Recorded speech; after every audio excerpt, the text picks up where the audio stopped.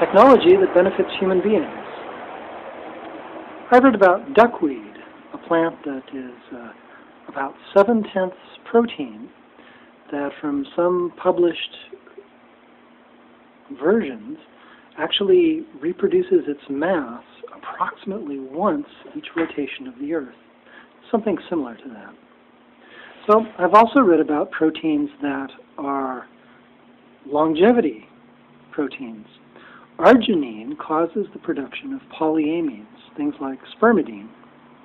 I've read about that in published peer-reviewed literature. So with lab mammals like mice, when they give them the probiotic LKM512, which produces the polyamine spermidine, as well as the amino acid arginine, the laboratory mammals have much less risk of cancer. They also live, from what I've read, longer. Now, I don't remember how much longer they live. There is one published peer-reviewed literature that would approximately be similar to a human centenarian living to more than 190. So that's definitely a benefit to human beings. Duckweed grows on water. So genetically engineering duckweed to produce a surplus of arginine as well as the polyamine spermidine could actually create something that approximately doubles its mass every 24 hours that causes this greater than 9/10 amplification of human longevity.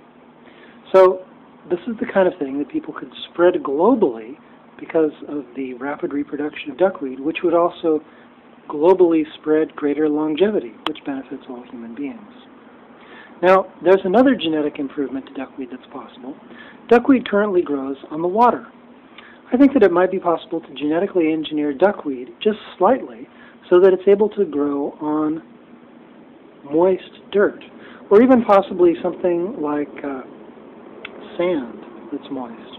And the duckweed could move sufficiently, that is, it could grow or sprout sufficiently, so that it was able to actually rise above the surface and then live. So that's another slight genetic modification of duckweed.